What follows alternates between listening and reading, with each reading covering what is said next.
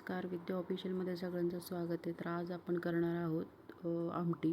त्यासाठी मी इथे घेतलेलं आहे चिंच, कोथिंबीर, कढीपत्ता आणि आपलं तूर डाळ आणि मूग डाळ एकत्र लावली होती मी कुकरमध्ये.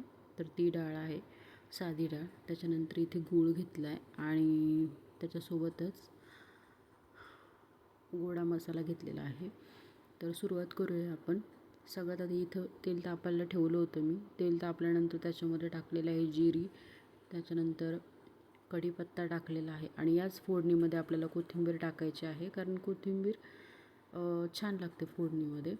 मला पर्सनली आवडते खूप जास्त, त्याच्यामुळे मी फोडणीतच टाकत असते कोथिंबीर आणि मग ती व्यवस्थित हलवून त्यानंतर आपल्याला जे आपण वरण लावलं होतं कुकरला, तर ते साधं वरण आपण याच्यामध्ये टाकायचं आहे. डाव्यामध्ये पाणी ओतून मी परत घेणार आहे. तर अशा पद्धतीने आपल्याला हे सगळं मिक्स करून घ्यायचं आहे. आता इथं आपल्याला हे बेसन वाटेल, बट बेसन नाही, हे वरणच आहे. तर हे पूर्ण असं मिक्स करून घेतलं आहे. त्यानंतर आपल्याला याच्यामध्ये ॲड करायचं आहे लाल तिखट. लाल तिखट टाकल्यानंतर पण आपल्याला परत एकदा हे असं मिक्स करून घ्यायचं आहे. छान अशा पद्धतीने मिक्स करून घेतल्यानंतर आपल्याला ह्याच्यानंतरची जी पुढची प्रोसेस आहे ती करायची आहे. तर सगळ्यात आधी आपण इथं हेच व्यवस्थित मिक्स करून घेऊ. त्यानंतर आपण याच्यामध्ये टाकूयात पाणी. तर पाणी तुम्ही तुमच्या अंदाजानुसार टाका, तुम्हाला किती पातळ किंवा शक्यतो आमटी म्हणजे आपल्याला चपातीसोबत पण खाता येते आणि भातासोबत पण. अशा पद्धतीने मग त्यात तुमच्या अंदाजानुसार तुम्ही पाणी टाकू शकता.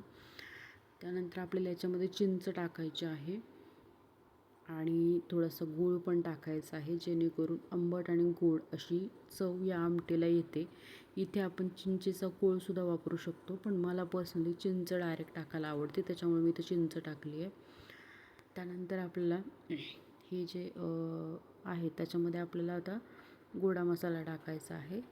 तर तो पण मी इथं मिक्स करून घेतलेला आहे व्यवस्थित असा. आणि हा मसाला आपल्याला सगळ्यात शेवटी घालायचा आहे आणि मग तो मिक्स करायचा आहे आपल्याला. गोडा मसाल्याची एक वेगळीच टेस्टी आमटीला येते.